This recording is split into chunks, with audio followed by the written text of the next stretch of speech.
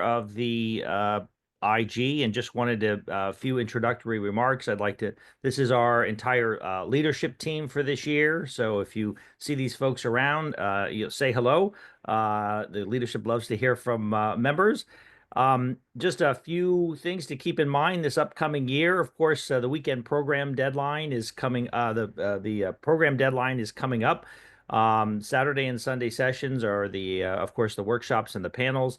The main program, we welcome submissions, and we also need reviewers. So I'm going to get a little plug in for that now. We'll be reaching out soon for those. And of course, there's a social program associated with it. So we hope to see everybody in San Francisco. There are some social events as well. These are some pictures from last year in Istanbul. They're quite fun. So look out for emails with respect to those. Membership engagement, you can keep up to date on what's going on with the IG, with our newsletters, which we send out directly to our members and also through Member Circle. We also have a LinkedIn and a YouTube page for those that are interested. We have today's example is of a non-conference program, a way for us to connect with members. And we've had a few last year, and we're very happy to have this one as the first webinar masterclass of 2025. We hope to have more, so keep watch out for those. And now I'll turn it over to our moderator today, John Eklund from the University of Southern California. Thank you, John. And thank you, SMS, for allowing us to have such an interesting masterclass today. The format of the session will be as follows. I'm going to give a brief introduction of today's presentation, and then Willie will give a 30-minute or so presentation on his reflections on the attention-based view of the firm. I'll start off with a few lead-off questions, then we'll get questions from the audience. And if you've got any questions, please leave your questions in the chat Q&A. I'll be following that quite closely through Willie's presentation afterwards, and I'll try and gather together questions on similar themes. So to quote Willie's 1997 classic SMJ paper, the attention-based view's central argument is that behavior is the result of how firms channel and distribute attention of their decision makers. The attention-based view has become a central tenet for behavioral strategy scholars, with this paper being cited over 5,000 times and from a multitude of different angles. So papers have examined the relationship between managerial attention and the growth of firms, how managerial attention can shape strategic change, the relationship between managerial attention and innovation, attention to different stakeholders, and attention to different goals. So today I have the great pleasure of introducing Willie Ocasio, who will be sharing his reflections on the attention-based view, looking at the past, present, and future of this topic. Willie has a really interesting background. Willie is the James F. Towie Professor of Business and Leadership at the Geese Business School, University of Indiana at Urbana-Champaign. He has a PhD from Stanford, an MBA from Harvard, and a BA in economics from the University of Puerto Rico, Mayagüez. Prior to his academic career, Willie had several roles, including being a consultant in the renewable energy domain and being on the governor's Economic Advisory Council of Puerto Rico. Willie has published extensively and widely in topics such as institutional logics and the behavioral theory of the firm, and was recognized as the 2023 OMT Distinguished Scholar. And his classic paper, Towards an Attention-Based View of the Firm, won the 2011 Dan and Mary Lou Shendell Best Paper Prize from the Strategic Management Journal. And this is just to mention two of his many accolades. His doctoral students describe him as being generous with his time and always keen to divert attention to green fields where the best ideas may lie. And if you permit me, I'd just like to conclude with a short poem summarizing Willie's contribution, written in collaboration with my good friend and collaborator, ChatGPT. There once was a scholar named Willie, whose classic 97 SMJ made us all excited and chilly. From Puerto Rico's Grand Council he rose, to Illinois where knowledge now flows. His attention-based view is now known from Tokyo to Philly. So without further ado, I hand over to Willie. Thank you so much to the both Johns. I was chair of the behavioral study interest group 6 years ago. So I'm very proud that John, who is my student, John Joseph, is now the chair, and actually Dylan is one of my students, so who's also in the group.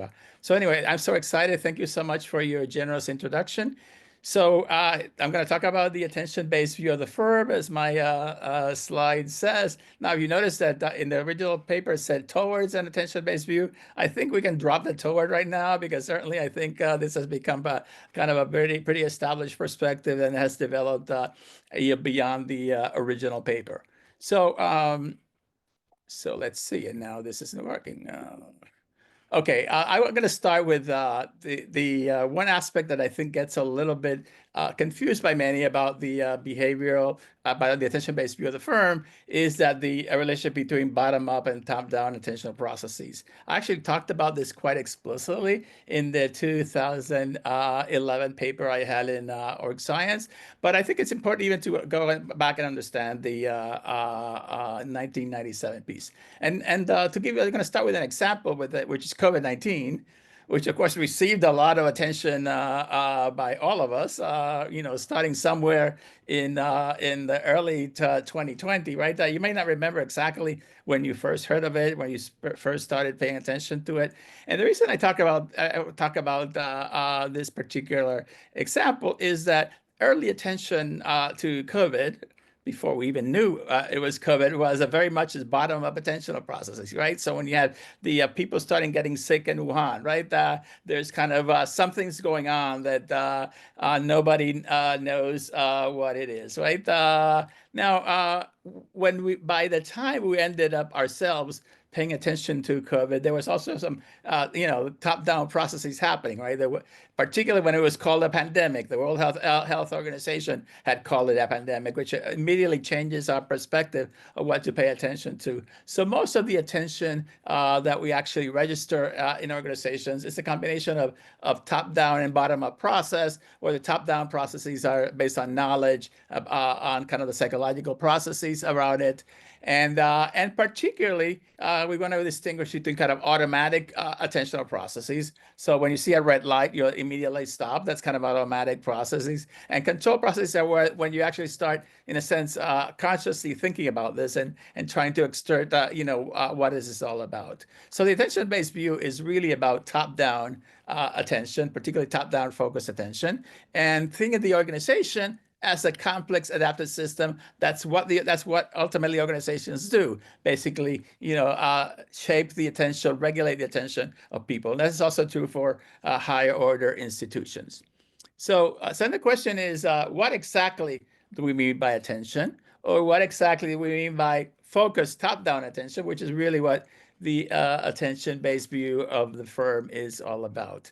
Now, I quoted in the 1997 paper this saying by William James, which is, I quoted it because Herbert Simon has talked about, he quoted him, everybody knows what attention is. Well, everybody doesn't quite know what attention is the first thing I would say, because certainly there's disagreement about what people by attention. But what William James was talking about, which is, I think, very much what the attention is talking about, is focalization, concentration of consciousness as essential to focus attention. And I think this distinction is possible, is important, excuse me, because a focused attention is not quite the same thing as noticing. So when we're saying that the attention drives behavior, what we're saying is the attention, focus of attention, things are actually focused by the organization in terms of its problems, solutions, and alternatives. That is what we mean, what I mean, and what the attention-based view means by the focus of attention being a driver of behavior in organizations, and it's particularly a driver of adaptation. So that's really the focus of attention.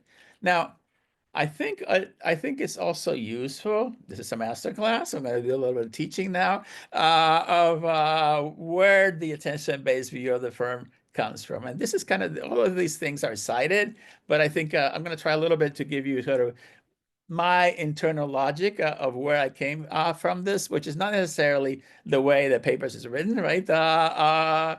So, I first talked about Simon as basically an inspiration of the attention-based view, and he talked about cognitive limits of rationality. He specifically talked about attention to both. We don't have to pay attention to all our goals, to all our problems, to our solutions, and that was a very Simon idea. Now, Simon, in his book with Jim March in '58, he really focused primarily on what we call my kind of automatic attention. We think about the routines or programs is what they talked about that where the focus of attention of that book is really more about kind of the automatic processes that happen in organizations.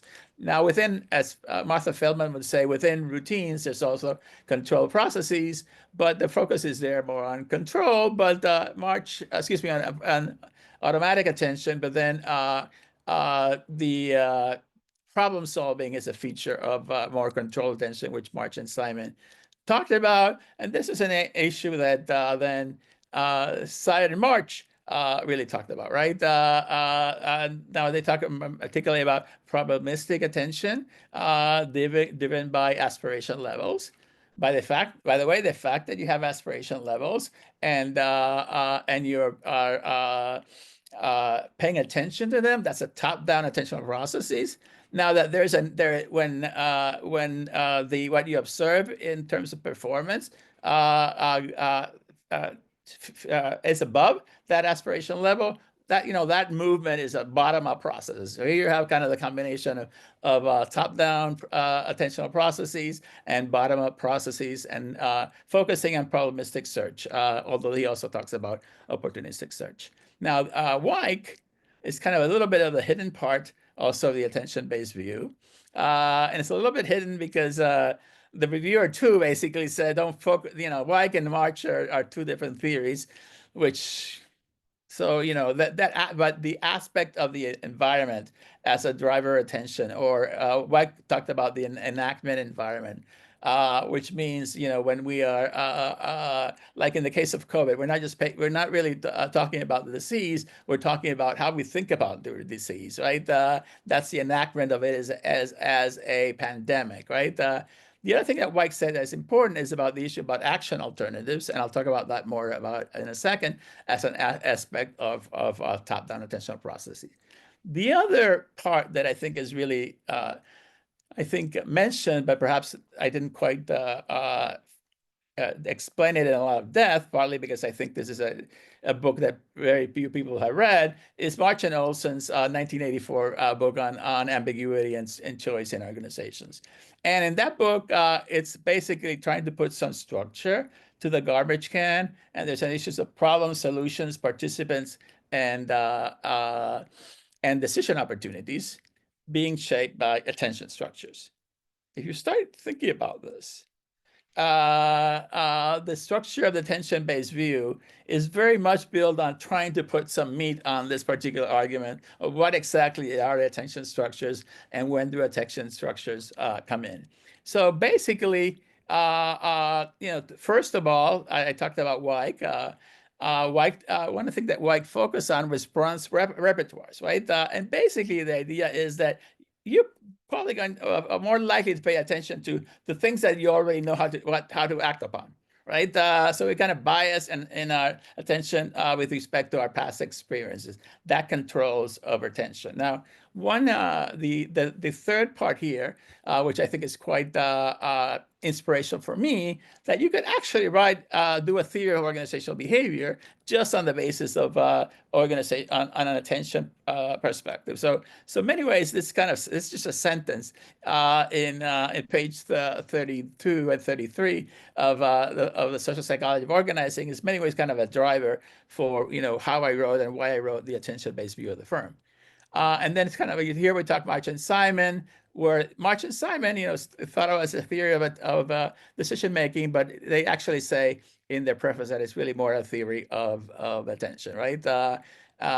We cannot pay attention to our goals or our action alternatives, and really sort of attention is really a driver of behavior in organizations. So what I've tried to do in the original '97 paper is take all of these ideas and put them together with an emphasis on control attention, kind of the top-down processes that we already talked about, with more emphasis than I think March had talked about the environment itself being a driver of attention, right? Environmental inputs.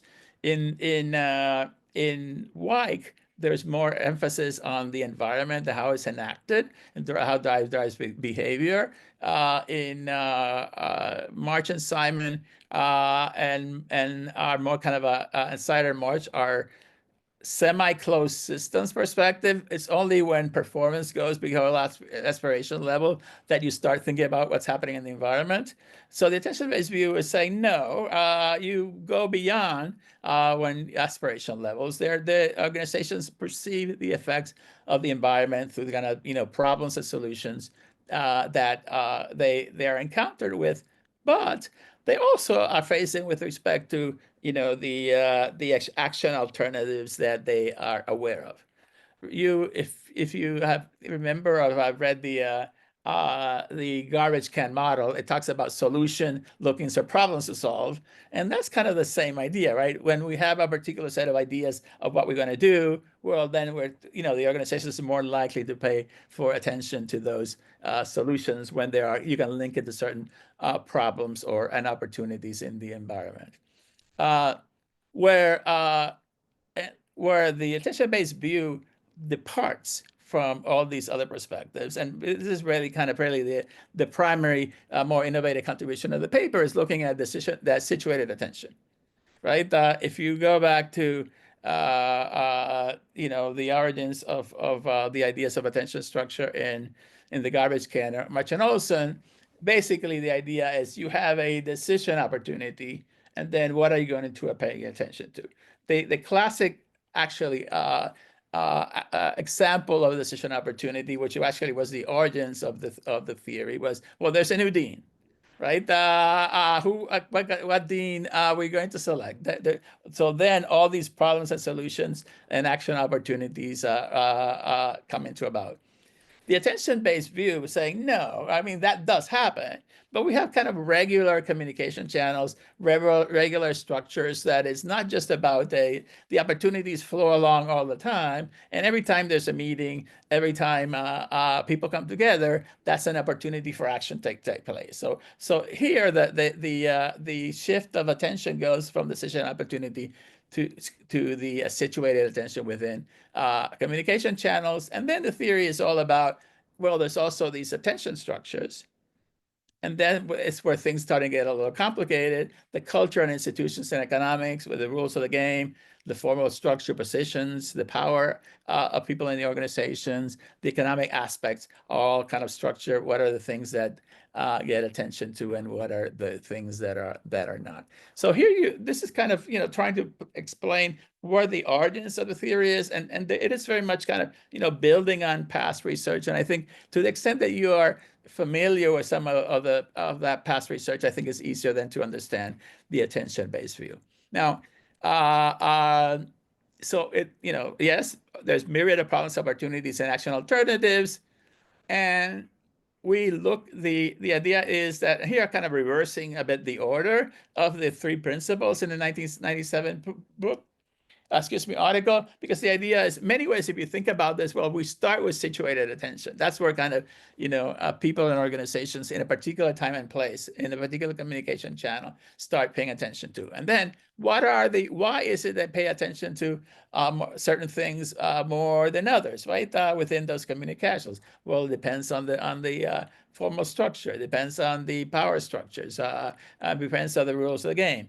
So not everything in a communication channel that's noticed, that's talked about, is going to receive that focus of attention. So here's where the structural distribution, the structural determinants shape what gets focused attention. And then kind of the output of it is focused attention. What ends up getting focused is what really shapes the decisions and actions of an organization. So that's kind of, and as you see, that is a very process argument of what's going on.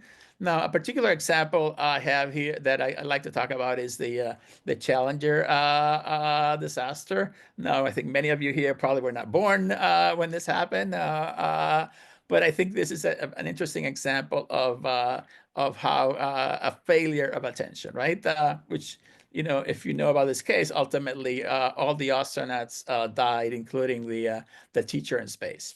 Now, here is an interesting an issue of attention in a particular set of communication channels. It first started at the level of individuals. So individuals are paying attention. So the individuals were paying attention to a problem. There's cold weather.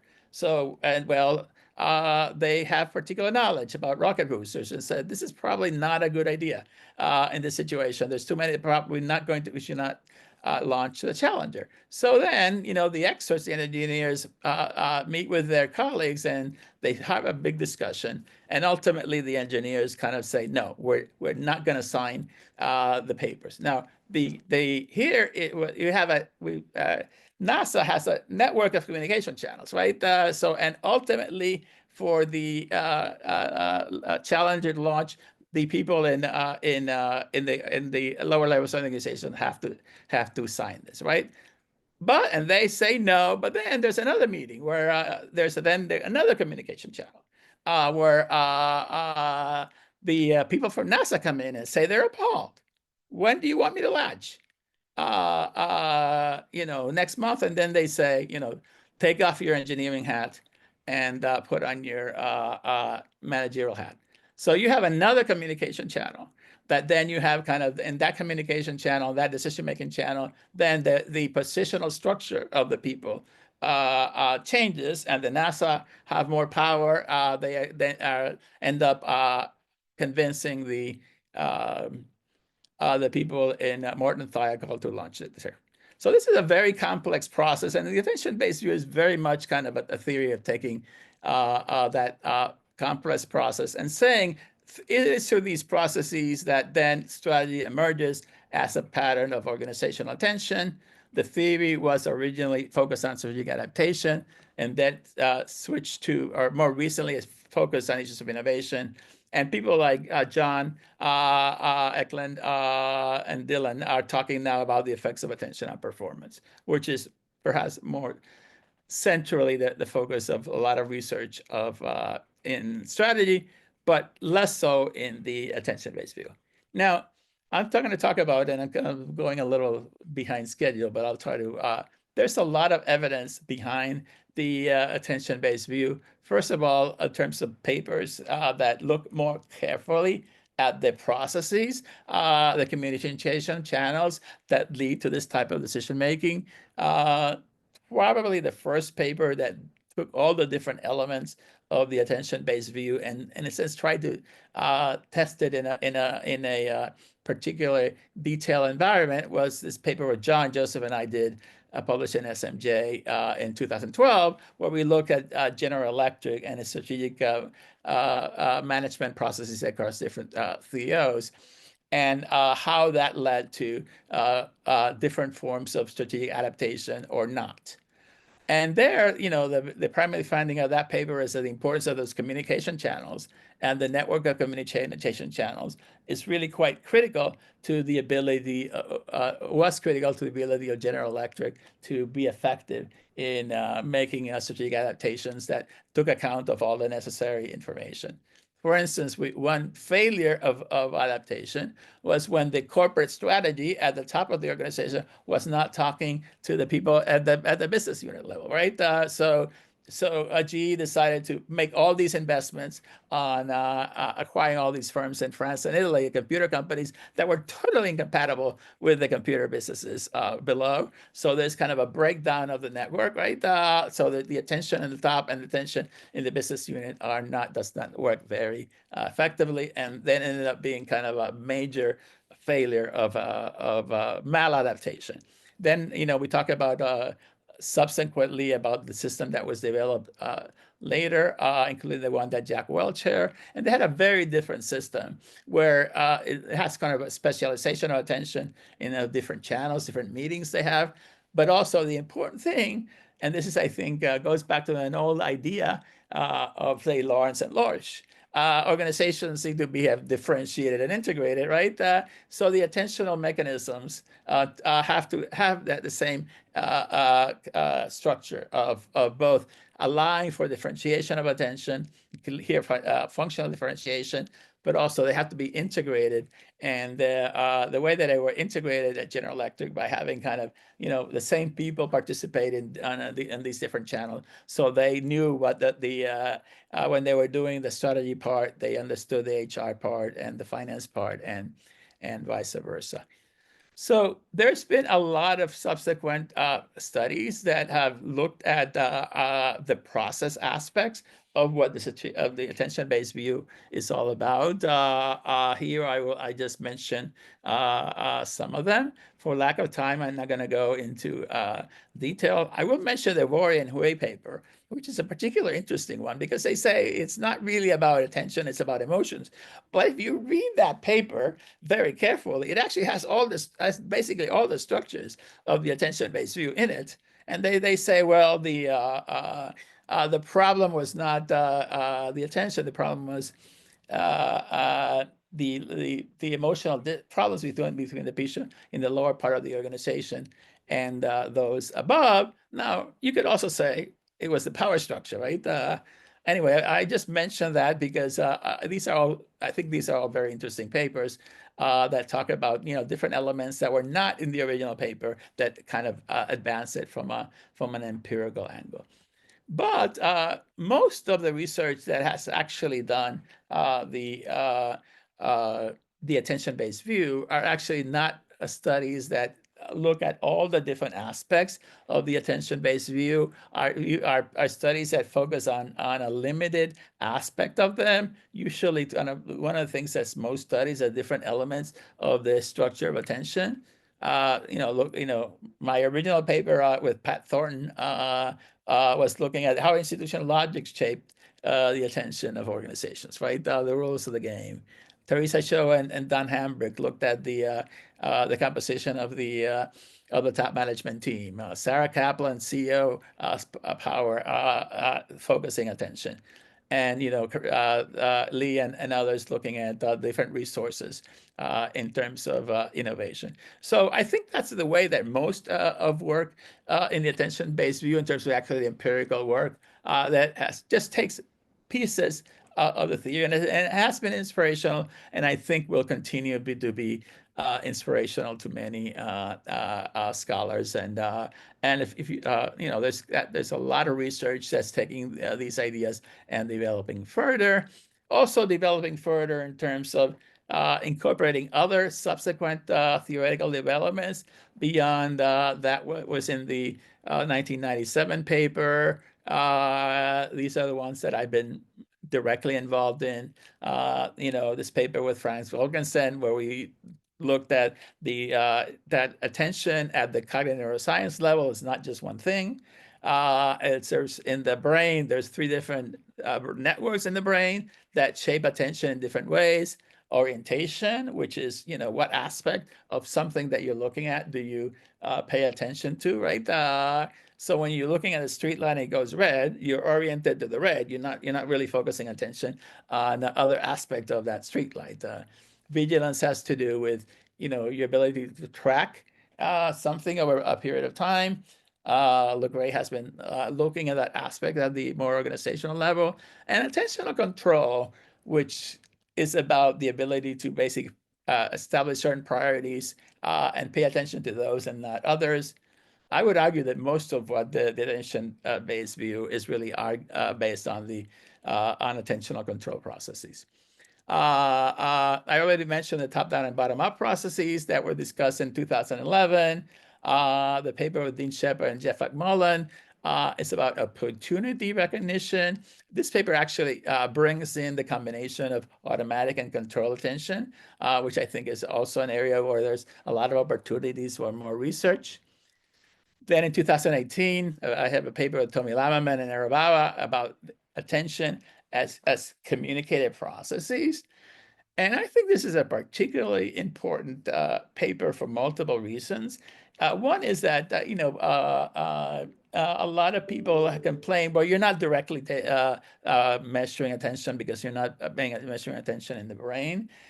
But we would say at the level of the organization, it doesn't really matter because we're not really that interested is what individuals are paying attention to.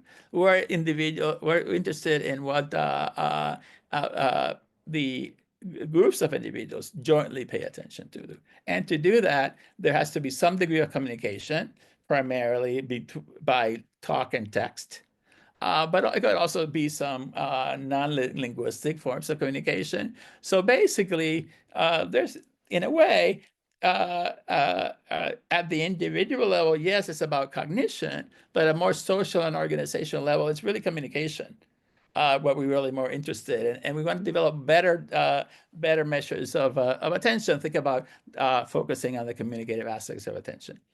I have a recent paper in Journal, which is based on the award that John Eklund mentioned, that we talk about. I talk about attentional control, not just at the organization level, but at other levels of analysis. Now, there's other perspectives on attention that are not quite the same as the attention-based view. There's one developed by Carl Weick and Kathleen Sutcliffe on issues of mindfulness, which has to do with the ability to, it's kind of it's very much about being in the moment, right? In a sense, it's highlighting allowing for the bottom-up processes to really have most, in a sense, don't think about, clear your mind up, if you will. That's part of the Eastern meditation notion of mindfulness.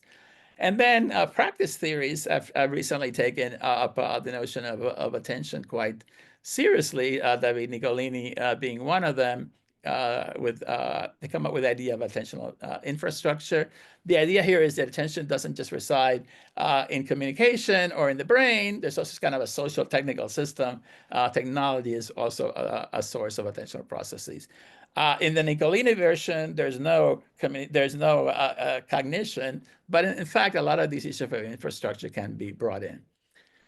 Anyway, I've been talking very fast. I hope I'm not too fast because there's so much I wanted to cover, but you'll have a time to ask questions. But I want to end with this. I think there's a really bright future for the attention-based view of the firm, right? And if you look at the, John talked about the citations, but it's been in the upward swing, right? Not only is it getting cited, it's getting cited more and more every year. Now, some of the things that I think some of the trends, I think the attention-based view has been historically a theory of explaining what happens. I think there's now a greater interest in the normative aspects of attention, right? John, Joseph, and I are actually working on this.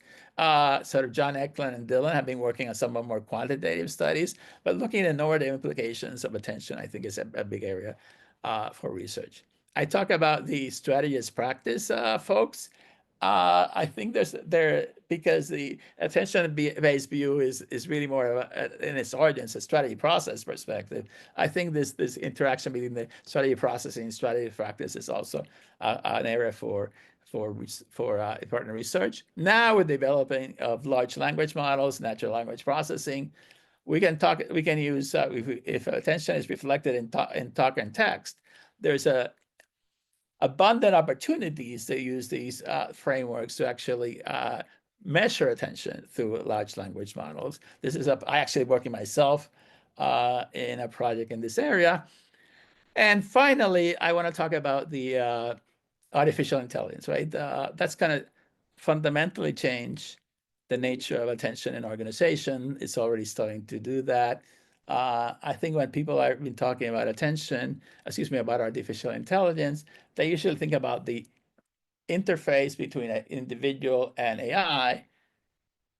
But I think there's a much bigger issue about the interface between all the different channels of an organization, all the different distributed people in an organization, and I working not on a dyadic level, but as an organization, as a complicated active system of attentional control, of which artificial intelligence is just but a part. And thank you so much. Questions now?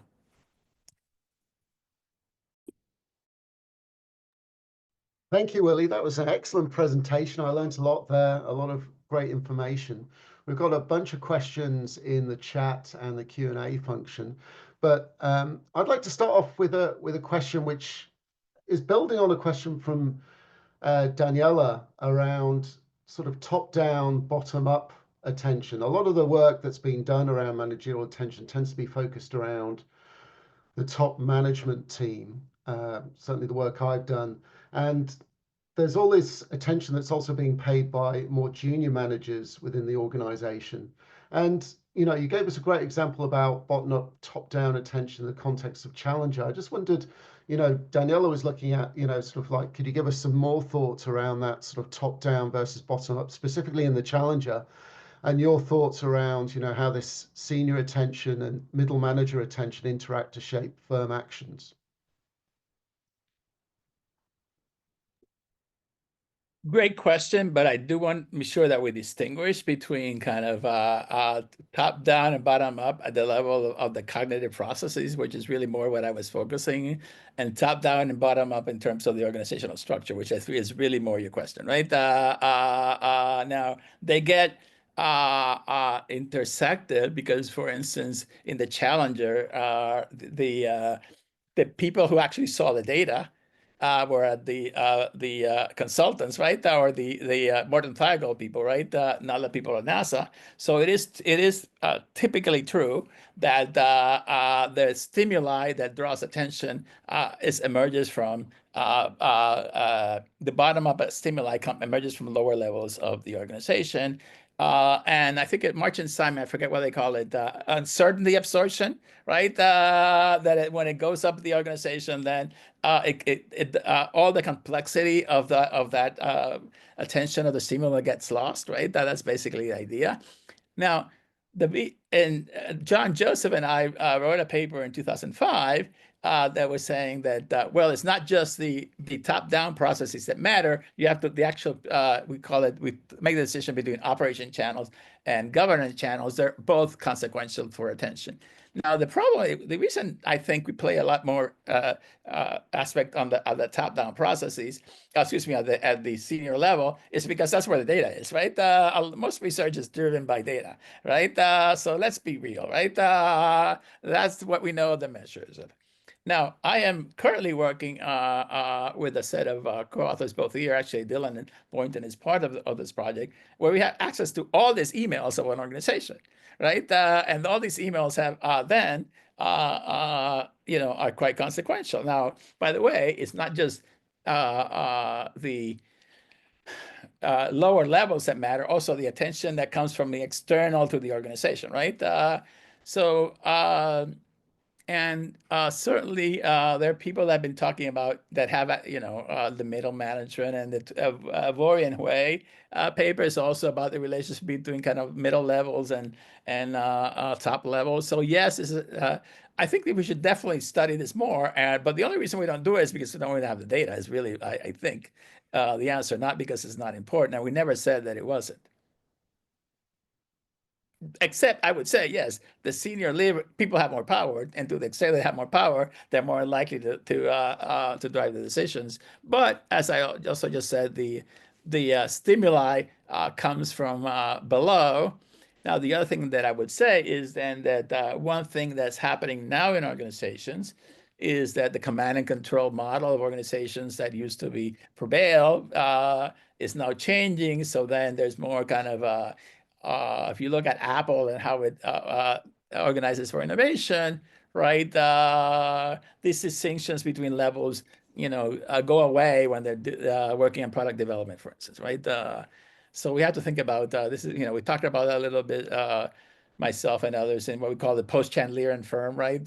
So the different organizations where these original distinctions that we talked about are less prevalent. Cool.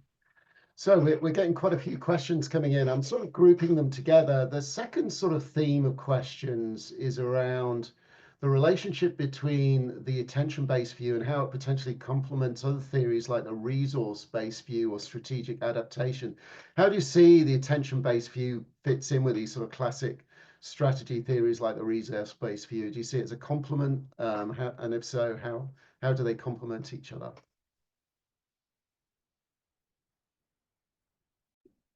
the first answer is that it's a compliment, right?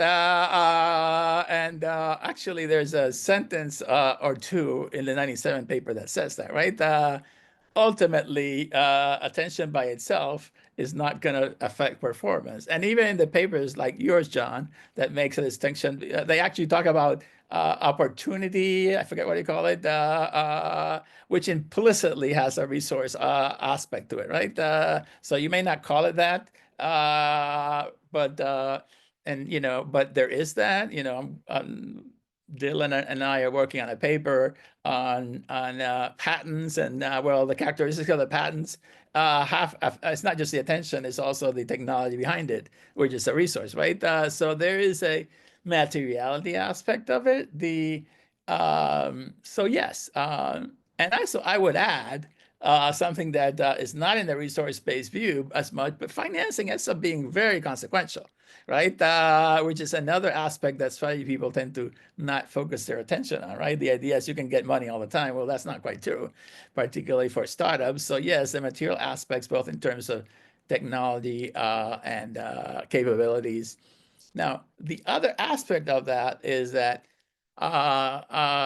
when you think of things like dynamic capabilities, a lot of that is about how organizations manage their attention, right? So I would argue they're complementary in a different way, in a sense that, and you look at some of the ways that dynamic capabilities people have, they actually incorporate the importance of attention, distribute it, not just at the very top, although some of them are very much up a senior management attention, right? But distributed attention is critical for dynamic capabilities. If you look at the paper that John Joseph and I did in Strategy Science on comparing Apple and Motorola, it is very much about developing these capabilities built on the existing technological knowledge. So there's certainly a resource story for sure in that. Now, there we argue that the opposite, what Motorola had the resources, but they did not structure the attention accordingly, right? So there, in that sense, you have an example of the complementarity between the attention-based view and the resource-based view. Great, thank you, Willie. Lots of questions coming in. Now tying in attention-based view to another sort of like area of active research in organizational theory and strategy. There's been a couple of questions here around how managerial attention can be shaped by the external networks that managers have within organizations, and how do those networks shape and maybe focus the attention of decision makers? External to the organization, not internal. Yes, completely, right? Why not? I mean, I think that's underexplored area. I would say that I've seen papers not get accepted that try to bring the attention perspective to network research, right? So the network people haven't been very sympathetic. I hope there's no network people here. Or maybe there are, so they'll change other people's minds, right? Luke, who was talking about internal networks, but getting that paper published was very difficult because again, the network people didn't like it. So I think one of the difficulties in research and boundary spanning across different areas is that, well, one, I love our fields, but it tends to be very kind of protective of its turf, right? So one of the challenges, like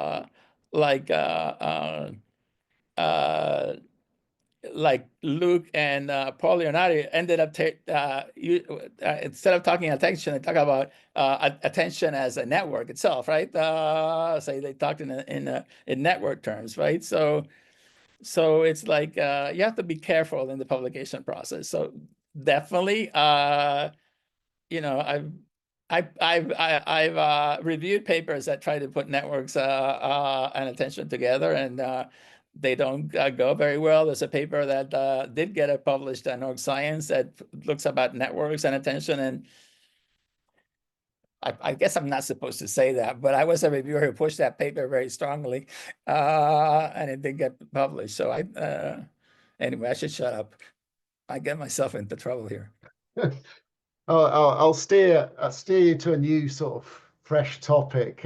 There's 3 or 4 questions that come in specifically about this last point on the slide that you've got here. A lot of interest in the management field around what the implication of artificial intelligence is for organizations. And a flavor of the questions that are coming in are around how AI can remove some of the cognitive burden on managers, potentially increase their strategic breadth of attention. They can look at a broader range of issues simultaneously.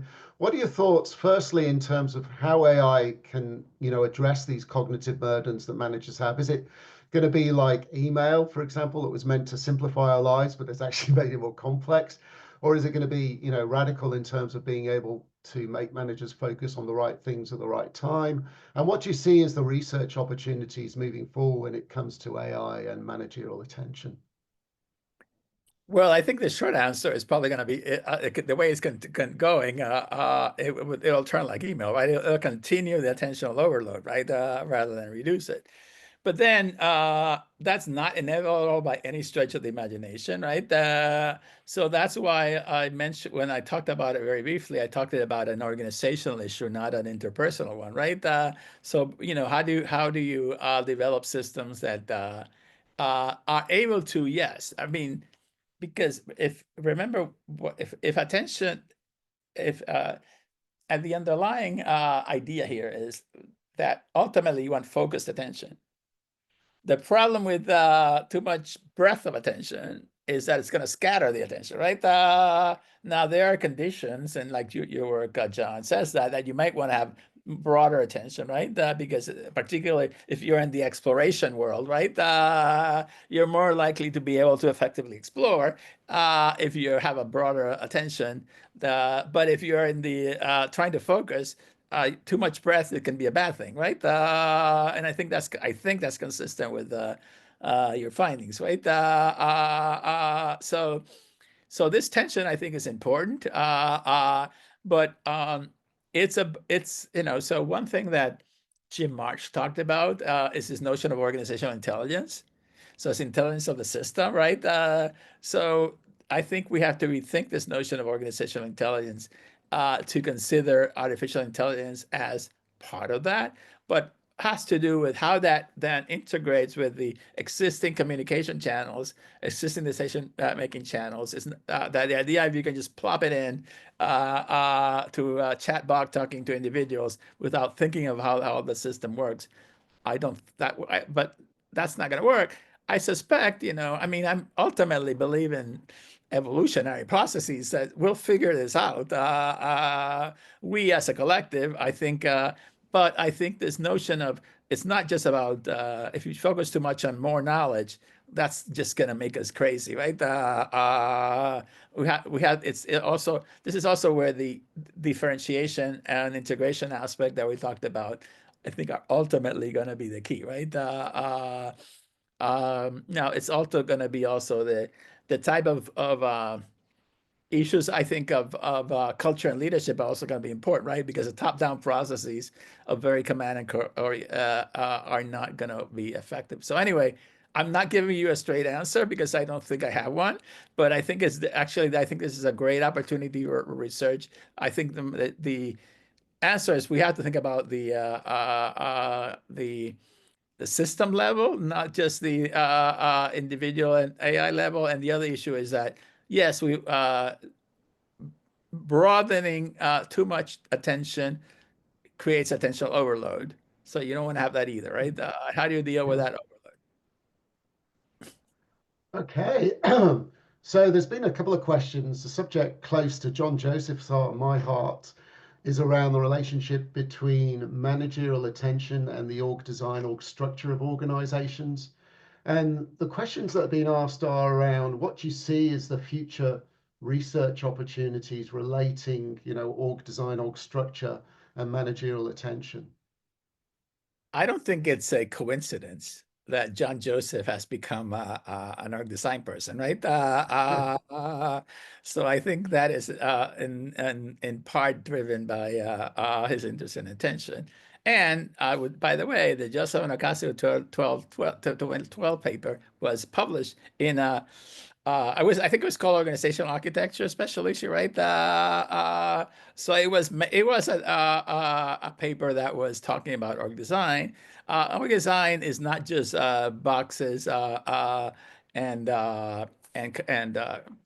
reporting relationships, right? I think for org design, I think, and here I'm not so sure if John agrees with you or not, but it's more about layering kind of traditional notions of org design, which is kind of the formal structure, which are more kind of emergent processes that happen at the same time in organizations. That I think is where the action really is, right?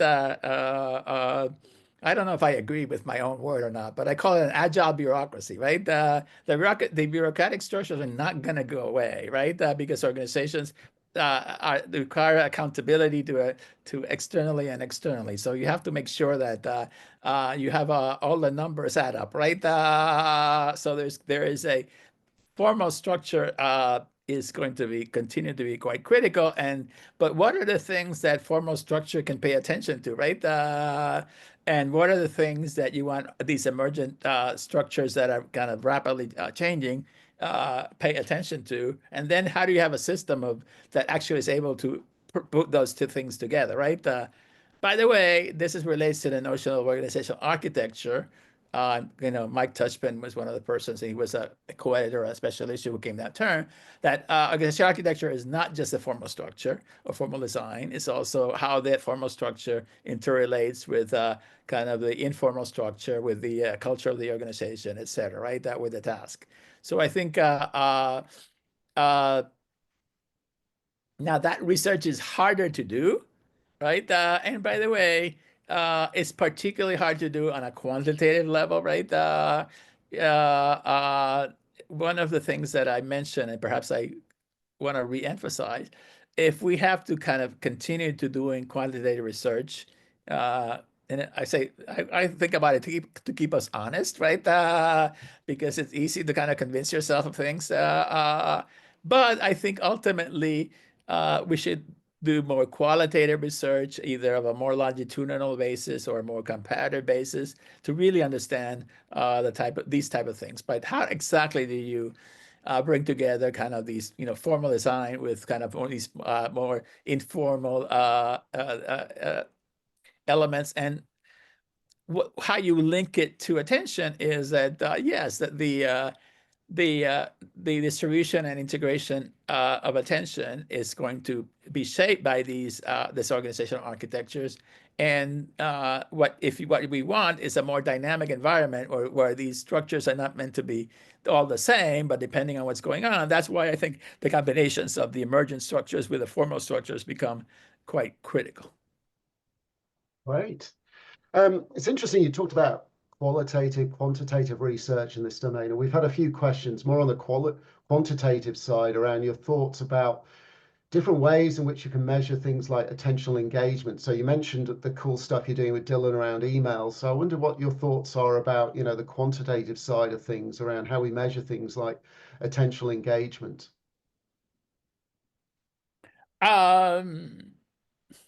I think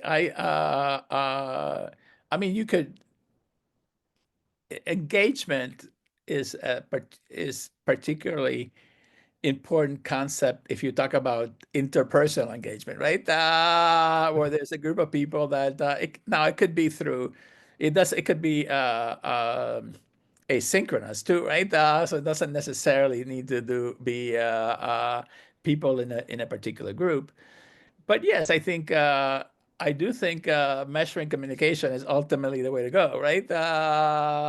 And that's why I mentioned kind of large language models. I do think that the biggest problem is getting the data, right? It's not that we can't do it, right? Is that one of the reasons we got the data is this was a unit of the university, And by the way, we said we have one of the persons who worked in this as part of the team, and this person said, "Well, if you don't give us the data, we'll just file a Freedom of Information Act, right?" Which okay, which by the way, then I think suggests that it might be easier to do some of this work in not-for-profits, right? Or smaller organizations, perhaps startups, perhaps also situations where, I mean, I talked about the normative implications where the research you're doing can be seen as valuable to the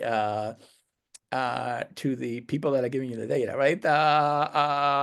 And I think that ties into what I said earlier about, you know, the attention-based view should start becoming more normative, right? More focusing not just on what we do, but how can we do, design and manage organizations more strategically, more effectively, right? And I think if you get if that's an angle that is currently possible in terms of trying to get entry into an organization. And I mean, by the way, it's easier to get that data at the lower levels of the organization than at the more senior levels. So talk about Daniela's questions about what level of the organization. I think they're more likely to give you data, not what the senior people are talking, but what are the more operational aspects in terms of how attention works at that level.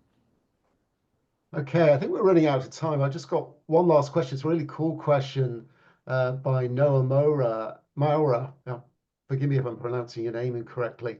And it's relating, the question specifically asks about what your thoughts are on the relationship between corporate purpose and attention being distributed and focused.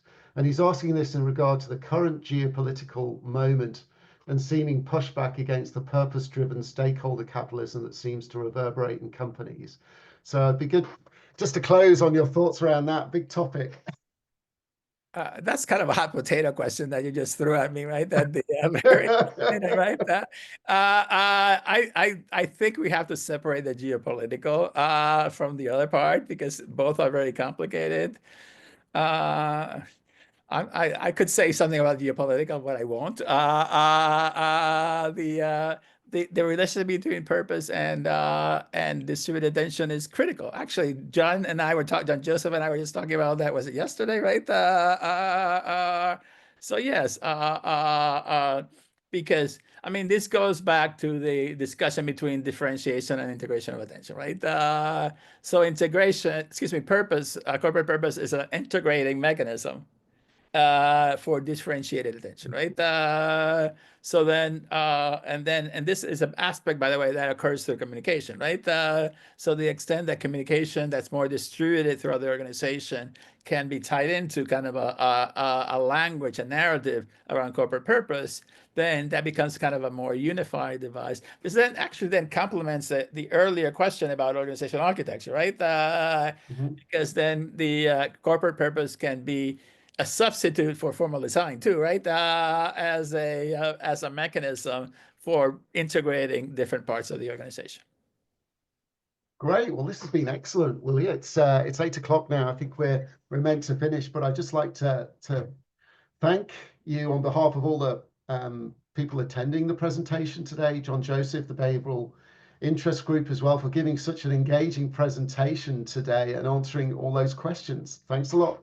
Thank you.